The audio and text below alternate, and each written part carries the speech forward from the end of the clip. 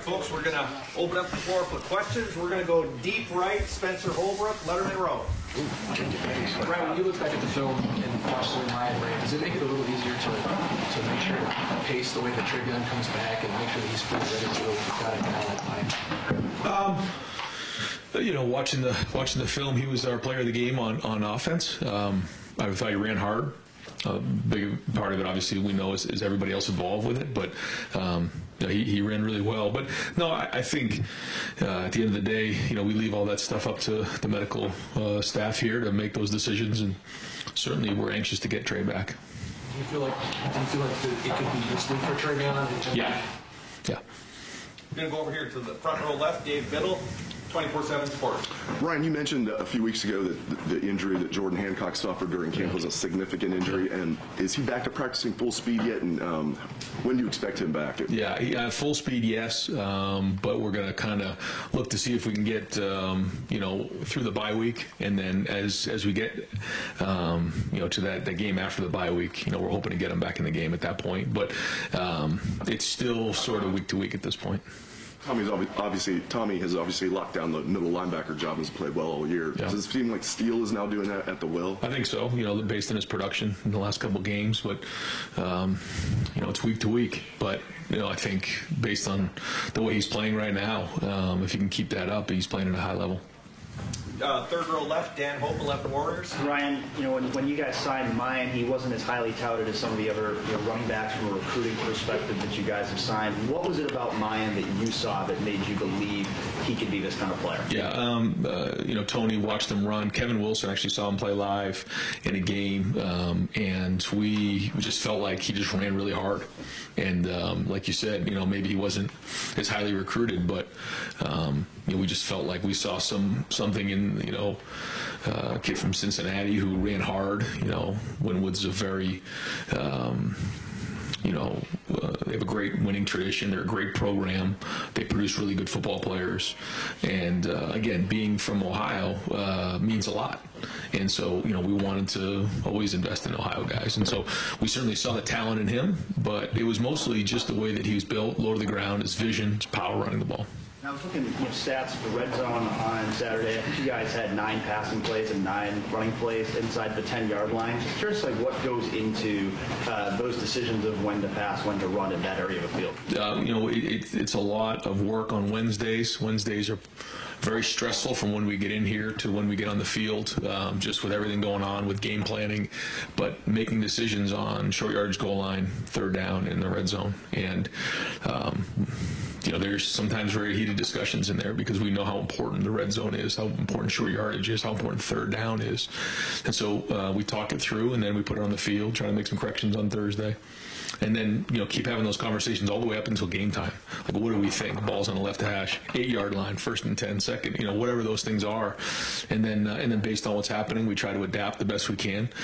We had a lot of plays in the red zone this past week, so we had to kind of dig into a couple plays that maybe we hadn't practiced, you know, in a week or so. But the guys executed them well and did a good job. Fourth row middle, Andy Andrews, BSB. Yes, Ryan, I kind of wanted to get your perspective looking back on just how important C.J. Hicks's role as a pure recruiter was in that class. Yeah, excellent. You know, you always look for that Pied Piper in the recruiting class that can kind of show, you know, show the way and lead the way. And we have a couple of those guys in the class right now, but he was. And you know, you think back, you know, Paris Johnson, Jack Sawyer, Kyle McCord. You know, we've had different guys over the years who have done a great job of that. You know, I think about how our receivers really helped recruit CJ, and so that was a big deal. But they're talking about CJ Stroud, but CJ Hicks in his class was excellent and did a great job. And right in front of him, Tony Gervin, Buckeye Huddle. Right about Mayan, what you saw him on film, but what was it about him, meeting him, talking to him as a person, as a kid, that you liked him as a recruit? He's an interesting person. You know, he really, you know, has a way about him where he's very thoughtful. And at times can be understated a little bit, but then there's other times where he's in front of the group and telling jokes and laughing and being loud. So we've seen kind of different parts of his personality bloom here. I give Mayan a lot of credit. He's been through some different things over the last, year or so. Lost some people in his life, but he's continued to work through that as adverse times. So to see him play like the way he's playing right now, going through everything he went through, and that's not something he typically puts out there, but he has been through a lot. And, it's not easy for these guys when they go through different things, and I give him credit for that.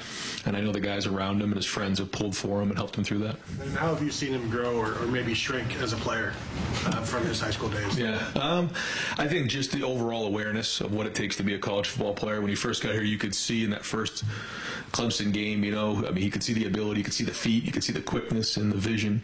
I think, when you make that transition from high school to college, you think you can bounce everything and outrun everybody. And he's really learned to make those ugly 3 and 4 yard gains, 5 and 6, and the big plays come. And I think his vision has really improved. I think his pass protection's improved. Just overall awareness of the game and football IQ.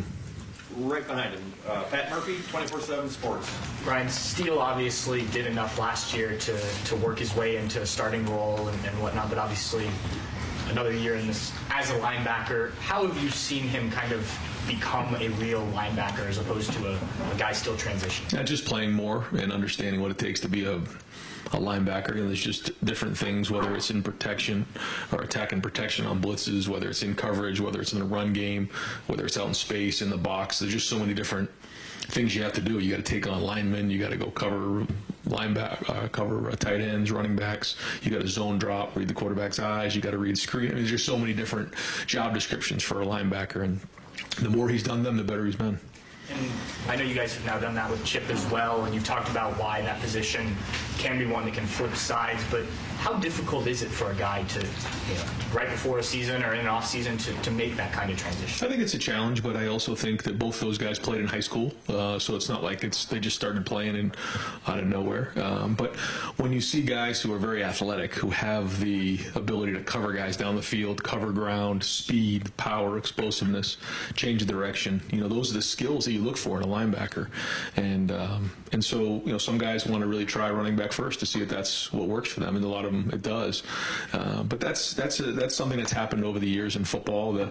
It's pretty natural for linebackers to make the transition over to linebacker. But I do think, when you're talking about college football, it does take some time and takes a little bit of adjusting, which gives Steele credit and Chip. They're making that transition quickly. Second row right, Bill Landis, Rivals. Ryan, when you have a player like Jackson returning and you're sort of formulating your plan for the season, how much of your playbook are Jackson plays, like stuff you draw specifically for him? A lot. And I figure when you don't have access to that, does it force you to accentuate different things within the offense? And how has that process been so far? Yeah, 100%. I think you hit it right on the head. And I think when we talk that, in here we always say, one of the strengths of college coaching is being able to adapt to what you have. And I think that's what you've seen here, and that had to kind of happen in game when we were in the Notre Dame game. It kind of caught us all off guard.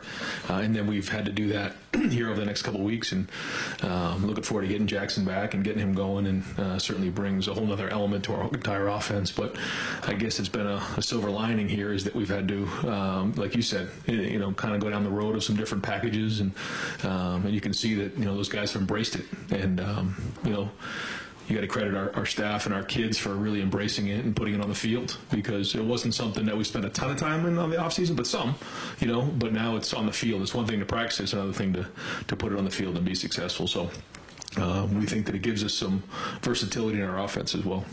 Have you, learned anything about your offense sort of along that journey in terms of things that maybe are strengths that you weren't anticipating coming into the year? I just think certainly the tight end play between Cade, Mitch, G, those guys have been solid contributors for us, and then also just the young receivers. I think seeing the way that the offensive line has handled some of the run game and the way the running backs are running. I think when you add all that stuff together, you're seeing progress there. Again, nowhere we need to be, and as we continue to get challenged more and more, we'll see where the adjustments need to be made. But I think that's something that we've looked at here in the first 5 games and seen some progress.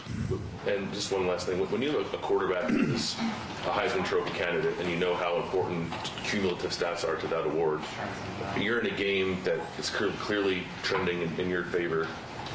is any part of your decision-making calling plays, let me see if I can steal a touchdown for CJ here, rather than maybe calling things within whatever the flow of the game will be at that point? Yeah, I mean, you can't go down that road. Although you understand that is part of the world we live in right now. But I think what CJ would tell you is that all he wants to do is win. He's not looking for individual awards, and he was the happiest guy on Saturday. And there were a lot of holding calls. There's a lot of things that just happened, and he would look at you and say, well, we scored 7 touchdowns in our first 9 possessions. If someone said that to you, that's a pretty good day. And we're all looking around after the game going, well, I guess we got to get better in these areas. It was a clunky day. It's like, whoa, we'll get a grip on things a little bit. And so I think he would tell you that. And, we have to just take what the defense is giving us, and we have to look for that balance. And that's the most important thing. And all the other things will take care of itself in the end. Over to the right, Dom Taveri, WBNS 10 TV. Coach, first road trip of the season. What kind of concerns and how does it change for you guys? Yeah, going on the road, tough place to play.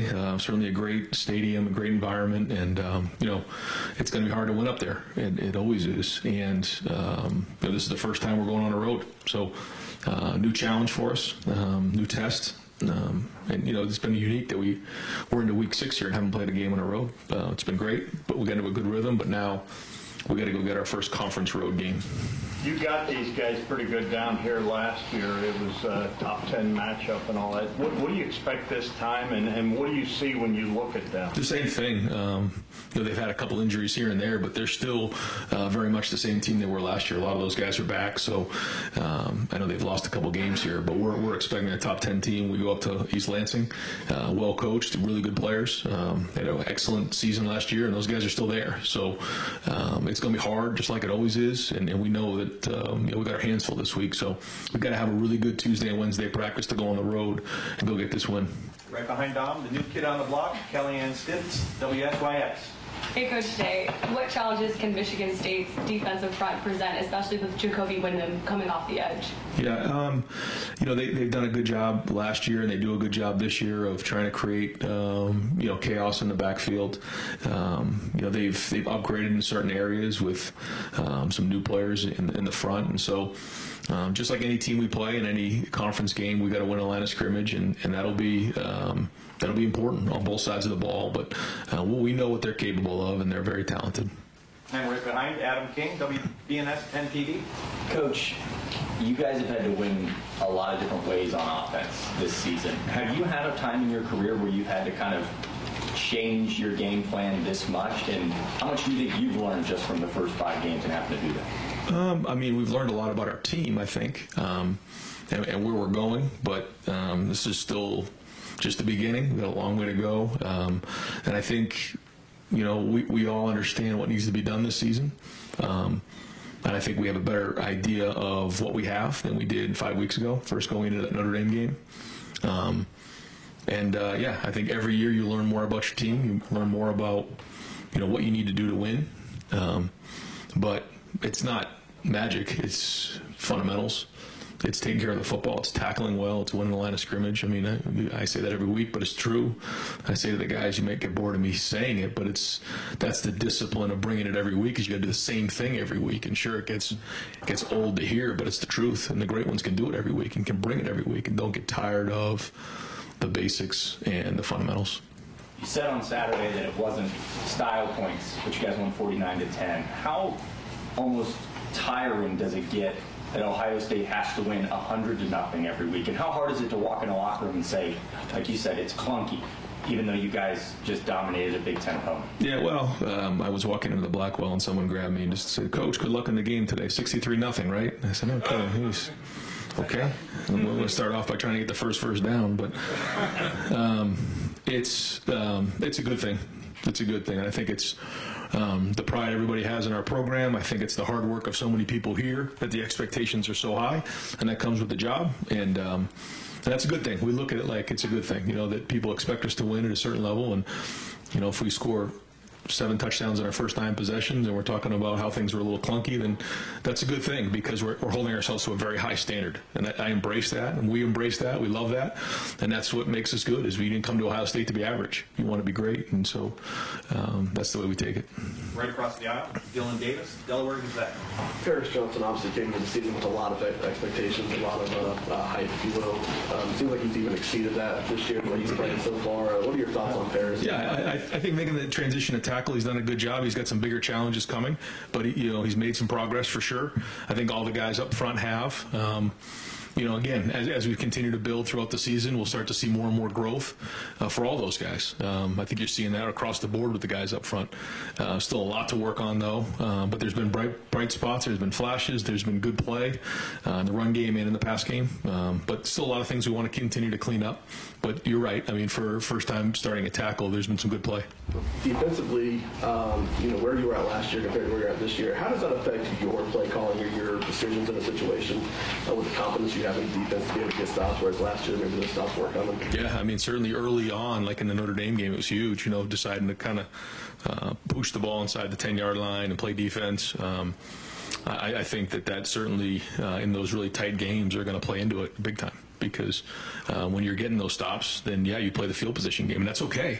But again, it's not something we're used to. But that's just the way it goes, and so that's smart football. And the minute you start getting away from that, then you start getting arrogant. You put yourself at risk big time. Starting to think that that doesn't matter. It certainly does. We got to play the field position game. We got to play great defense, and we got to take care of the football. Right behind him, Cameron T. Robinson, The Athletic. Ryan, when it comes to changing player positions, not specifically linebacker, but just in general, how's that conversation with some of those guys when it comes to moving a position? Yeah, we don't really make the decision. We bring it up. Like, for instance, with Cade Stover, it was his decision. Steel Chambers, it was his decision. We tell them what we see, what we think. But in the end, if you're forcing someone to change positions, it doesn't work. They have to want to do it. They have to embrace it because it's really hard, and they're going to fail over and over and over again. And the only way to make it is to be able to sustain over time through those failures and be resilient. So that's my experience with it. Do you feel like that's why those guys have had so much success, because it's something that they wanted to do, not something you guys forced them to do? I think so. Yeah, I mean, you take Chip, for example. I mean, we recruited him like crazy as a linebacker here, and he wanted to play running back in college. And we said, okay, no problem. We love you. I mean, loved him. But he decided to go to Arizona State and then realized he wanted to play linebacker and came back. And now he's really embracing that role, and I think you're going to see his career take off. Back wall, Jeremy Birmingham, Rivals. Ryan, now that we're a little bit over a year in NIL, would you say it's a net positive or a net negative for the sport? And can you just dive into, in a world of sort of lawless right now, how challenging it is to stay within lines that are almost invisible? Yeah, I think it's such a, it's not a black and white answer, positive or negative, because while the idea of it is definitely a positive, and there's a lot of people who are benefiting from that, certainly our players are benefiting from it, and it's excellent, and they deserve it. It's hard because there's a lot of hard feelings, because there's a lot of gray area in terms of what's allowed, what isn't allowed, inducement, those type of things. So until we wrap our minds around that and get some really concrete rules on how we want to move forward with this, on what is allowed and what isn't, college football is a multi-billion-dollar business, and when you don't have the guardrails in line, or for these types of things, then there's going to be hard feelings, and I think it's just important that we try to get our arms wrapped around that. Beyond that, you're, I think, a third of the way through what you hope is the full season of 15 games. Have you guys started to see new leaders emerge in the program? And all offseason was about the leadership committees and that kind of stuff. Yeah. Who stepped up or that you've seen is elevated? You have 3 captains that really can't play, so I'm just... I mean, I've really felt Ronnie Hickman out there big time. I think his leadership's been excellent. With the guys up front, I mean, you're seeing Luke, you're feeling Luke when he's out there. I think DeJuan Jones has been a pleasant surprise just in terms of his day-to-day positivity out there. I'm just feeling him out there. Certainly you guys know about Cade and CJ and those guys. At the receiver position, I think Emeka is an excellent leader. I think Julian's shown leadership on defense. Yeah, certainly Tommy is outstanding there. Zach Harrison's had a really good voice. who else in the back end there? I'd say those are the guys that kind of jump. I'm going to forget somebody, but Xavier Johnson has been excellent. Really, just overall, his leadership's been tremendous. Certainly, the captains have been great. But when you go on the road for your first road game, leadership is critically important, and so our leadership will be challenged this week. Deep left, Brendan Gulick, Buckeyes Now and Sports Illustrated. Coach, just curious, as you've watched the last couple of games on film beyond stats, how do you evaluate the way CJ's played?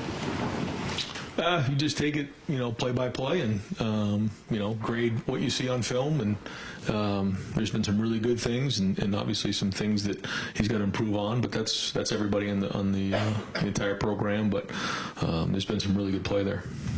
As it relates to Michigan State, it seems like one area they really excel right now is actually in their punt game. Got the #1 punter in the country. I know they haven't turned those field possessions necessarily into wins, but how do you approach a week of preparation when you're going against a team that can flip the field the way they do? Yeah, we have to. We talked about it today in our staff meeting. What the objectives are in special teams, and that came up in the meeting. They do a great job in that area. So that's an area we got to win. We got to win the kicking game. It's part of our plan to win, and part of it is going to be certainly, making sure that we're aware of all the fakes and different things that may come up in a game like this. Is, teams typically will try to steal possessions. That's part of the plan. A lot of times we see, so we have to be on edge there. But then we got to do a good job of trying to be aggressive and going after some punts. And at the same time, when it's time to return them, we got to do a good job of holding them up so that. When a punter, can really do a great job with punting the ball with hang time and down the field, you got to hold the guys up in order to get a return. And we have good returners. So, we'd like to get some yards back on that area so that, we don't feel like we're going uphill all day. Just real quick, Emeka, last week, it was an awfully windy day. When you evaluated the fumble, is that kind of how you saw that? The wind might have... Yeah. That's not good when you turn the ball over, the first part of the game. And, he's been reliable for us, and he'll continue to be reliable for us. But I know we wish he had that play back. Nobody wanted to make the play more than Emeka Egbuka. Nobody cares more than him. So...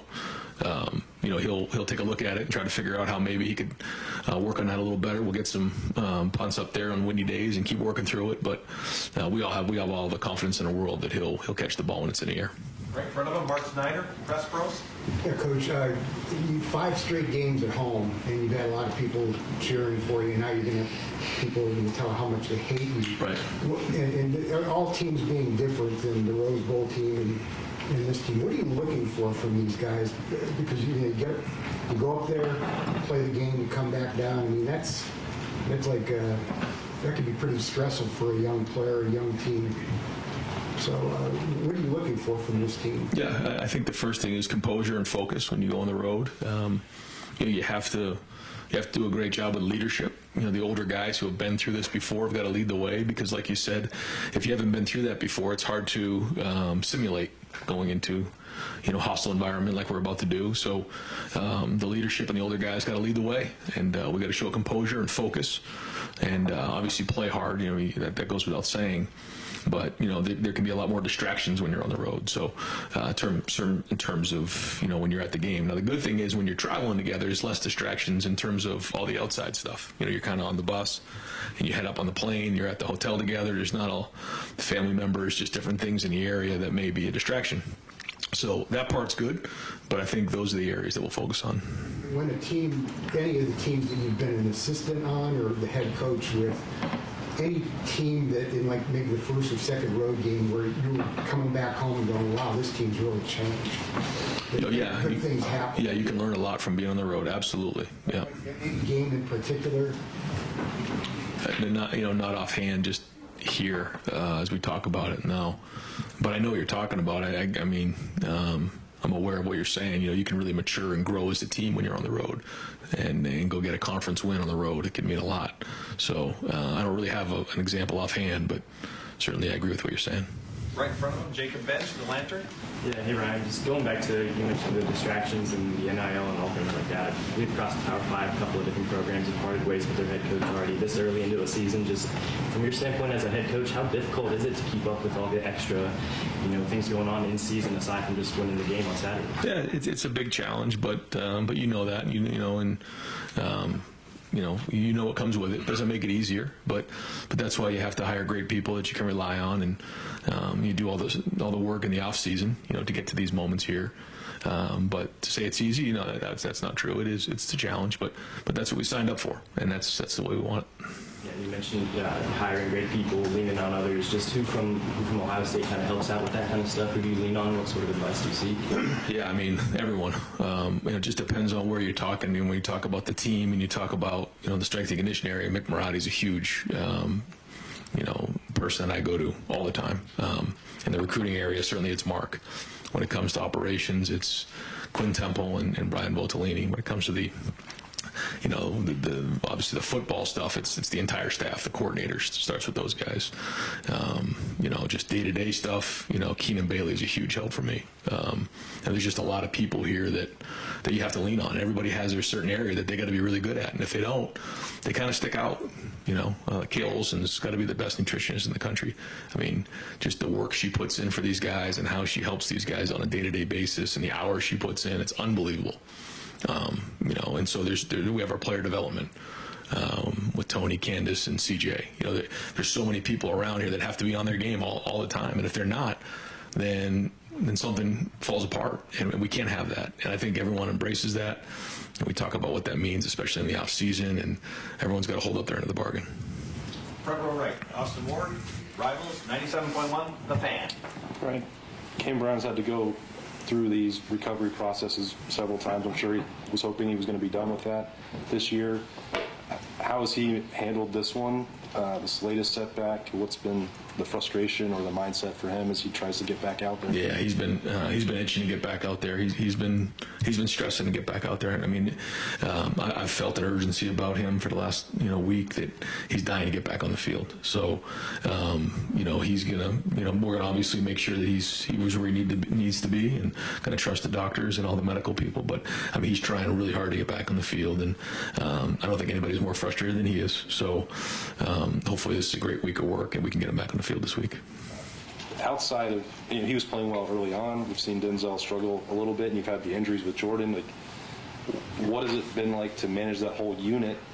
I know it hasn't worked the way that you or Tim probably or Jim imagined for this first month plus. Yeah, well, we haven't really had that whole unit at full strength, and you think about not having Jackson and a few different guys. We haven't been at full strength, but when you look at most teams across the country, most of them aren't anyways. So that's part of the game, and so you have to adapt, and that's where some of the young guys got to step up. And to the young guys' credit in that room, J.K. and Jair had to step up, and so that's good. That's building some depth moving forward, but.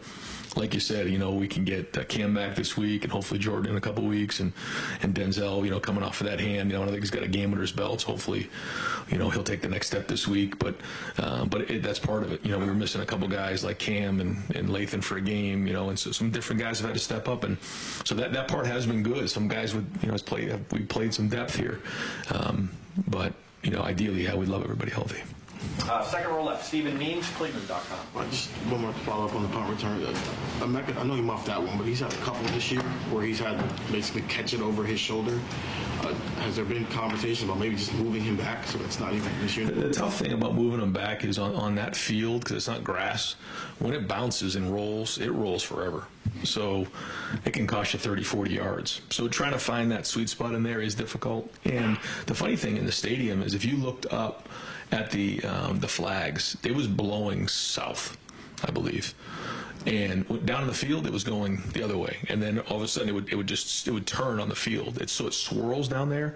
So sometimes to try to get an idea of where that wind is taking the ball or holding the ball up is a little bit of a challenge. We try to do the best we can out there, but there's a little bit of a feel to it, and obviously that one got us, but he's also done a good job of making sure he catches those, because if you go too far back and it takes that big hop and rolls 30 yards, that's 3 first downs. So we try to find that spot in there, and sometimes we do better than others. Just with Marvin, he kind of got out to a hot start this first couple of games here, and then has he maybe missed Jackson the most of the receivers just because it seems like he's the one getting double teamed and having the extra guys on him over the top now? I don't know if he's getting double teamed. You know, I think he's doing great. I think when he's had his opportunities, made plays. You know, I think there was a couple holding calls on him the other night. You know, and maybe if those don't happen, there's a few more catches and things like that. And just the way it's played out this year, we haven't had as many plays. And a couple of these past couple of games, you know, when you look at the numbers, you say they're a little down, but they haven't really played in the fourth quarter. You know, or really even at the end of the third quarter. So it's only a game and a half. Or excuse me, like, you know, a half and then maybe like another 8 to 10 minutes. So that's a lot of football that some of the guys are missing. So no, I see him playing at a high level right now. He works as hard as anybody, and you know, certainly will be good to get Jackson back. There's no question. But no, we're happy with his play. Right next door, Nathan Baird, Cleveland.com. Just to clarify real quick, you say Cam Brown could play this week. You think yes. Possibly he's back. With Jackson, you characterized him as sort of day-to-day last week. Does he fall into the same kind of Jordan Hancock category for a game like this when you've got the bye week coming up? No, we're hoping to get him back this weekend. You know, but again, it's just so hard to tell. You know, we can come in today and say, well, he had a little bit of a setback, or no, he's really doing good and he's trending to play on Saturday. So when I say day-to-day, that's kind of how it is. And, you know, with the style of injury that he has, it can kind of go that way. It can linger or it can get better quick. So we're hoping that it's the latter of the two. You mentioned a couple times today, and you were talking about last week, about taking what a defense gives you, being more willing to just run the ball, maybe in the past when you weren't so much. But you've also got a Heisman Trophy finalist quarterback. You've got first-round NFL receivers. So how are you finding, I guess, that balance just as a play caller? Because don't you want to still be the one dictating things offensively and pushing that action? And how do you reconcile that? Yeah, we just every drive we're trying to score touchdowns, and whatever it takes on that drive we'll do. Every drive's a little bit different, and so again, if they're going to sit in a too high look, and we're probably going to run the ball. If they're, you know, taking a safety out of the sky and putting them down in the box, that opens up some one-on-ones on the outside. And it's not as simple and as easy as that, but philosophically, that's what we're talking about. So, you know, we'll just try to find that balance. And you know, the other thing that happened after looking back on the film was we had a short field a few times too. So some of those drives, you know, they only had to go about 50 yards to score. So when you look at the numbers at the end of the stat sheet, it looked a little light. And I think that was just unique to the game. Are you seeing or feeling a shift as far as just how defenses in general are approaching you, or things you're seeing across college football? The defenses are maybe trying to take that away more and playing back more? Yeah, I don't know. Yeah, I think that the defenses have really done a great job this year. I don't know what the numbers are across the country, but just at first glance, it seems like the numbers seem to be down a little bit. I don't know if that's accurate or not, but I feel like, you know, the scores and stuff seem to be down a little bit, but maybe that's just maybe that's not accurate. But I just feel like defenses are doing a good job across the country. Got time for a few more. Front row, Joey Kaufman, Columbus Dispatch.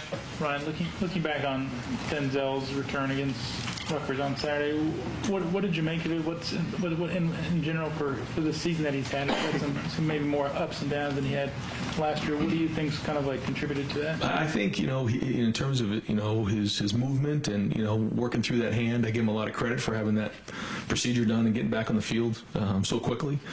Goes to show you how tough he is, and he's been right there for a lot of these plays. He just hasn't quite finished them, and so that's an area that he's got to work on. But the good news is he's right there, and so, you know, we believe in it, and, you know, Tim's going to drill the heck out of it this week. And but you know, his footwork and the way he's moving is all really good, and his cover ability is really still strong. He just got to finish at the point of attack, and I know he understands that, and he's going to work on that this week.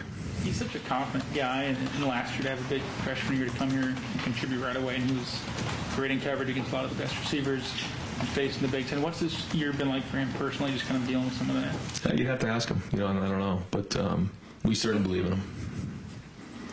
Right next door, Tim May, Tim May Podcast, and On 3. Yeah. Letterman Row, whatever. Hey, Ryan, you look around the country. Paul Christie's got canned on Sunday. You know, guys, how does that heighten just your awareness of win now, baby? You understand what I'm saying? Yeah, I do. I know you don't need any more burden on you than whatever, but it's kind of crazy, isn't it? It is, but that's. I don't think it's anything more or less. I mean, I feel that every day when I wake up. It's just, you know, we got to win them all. So, That's not always easy to live that way, but it's just the way it is, and so we've embraced that, and that's how it goes. But it is a tough profession.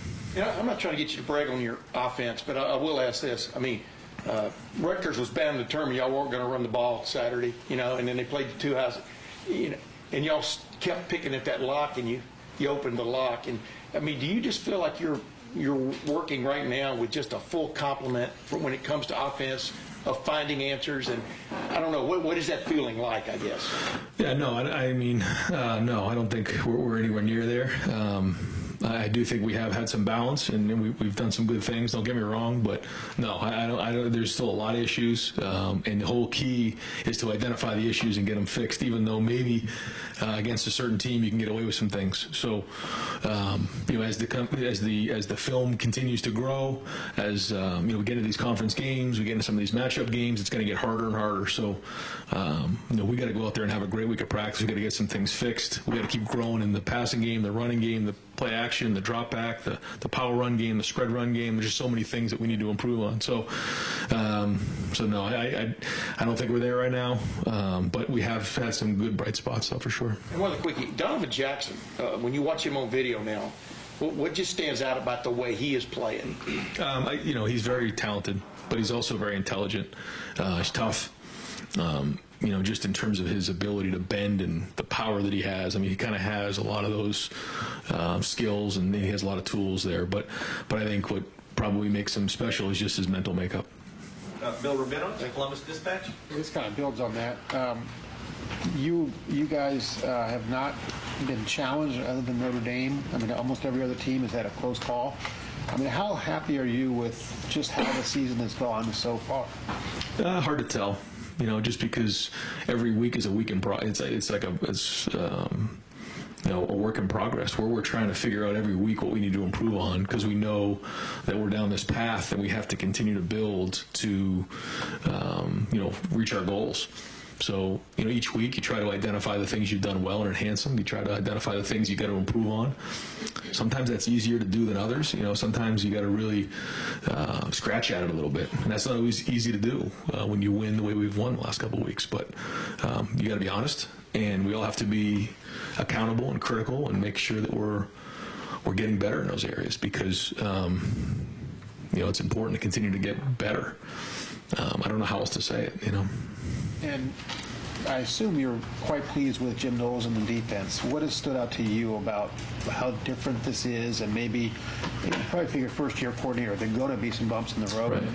How is that going? Well, I think that they're playing with great confidence. And to me, that's the most important thing, is that they're playing with pad level. They're playing fast. They're playing with confidence. And the scheme is great. I think they believe in the scheme, there's good answers.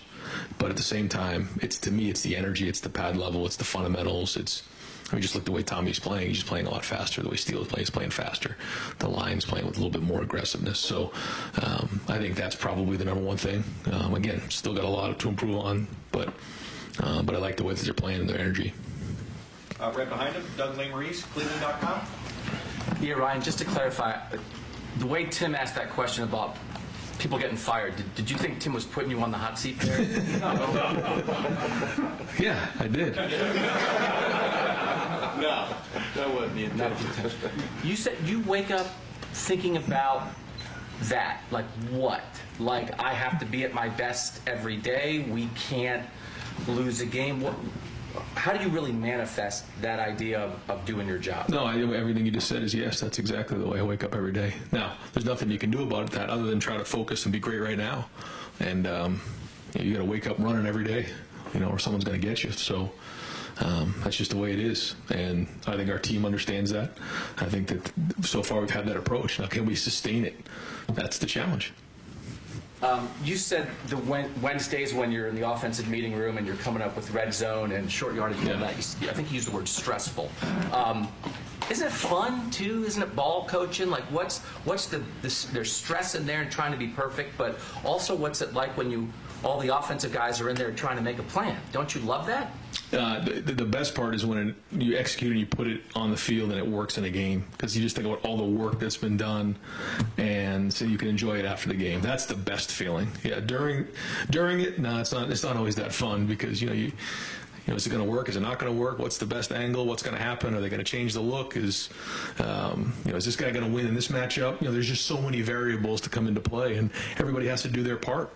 And then you have to have the right chemistry in there where, sometimes you can say too much, sometimes you can say too little. You got to make decisions. You got to move on because the clock's ticking, and the guys will be in here in meetings here at 2:30, and we got to go. So it's a race against time to come up with a really good plan that schematically gives you an advantage, but also allows your players to play fast. And that's what we strive for. And having enough, but not having too much. How have you evolved in your offensive thinking in your time at Ohio State, first as a coordinator and now as a head coach, being in those rooms, being in the college game, and I know you were before? Have you changed how you think about offense? Yeah. I think it's just being in those games and knowing this is what we're going to need. And just looking at it and saying, we need like 2 more runs here in this situation, or we need 1 more play action pass here, or we got too much. Like, guys, we can't execute any of this stuff. And just trying to find that right balance. I think that's probably just over the years between Kevin and I, we've worked hard to strike that balance. Not that it's always perfect, but that's probably what we've learned the most. And that's one real quick, just like even taking off your coaching hat real quick. Jackson Smith-Njigba is one of the best players in college football. It just stinks that he's barely been able to play this year. Yeah. Are you just curious? I think everybody wants to see this guy play football. Yeah.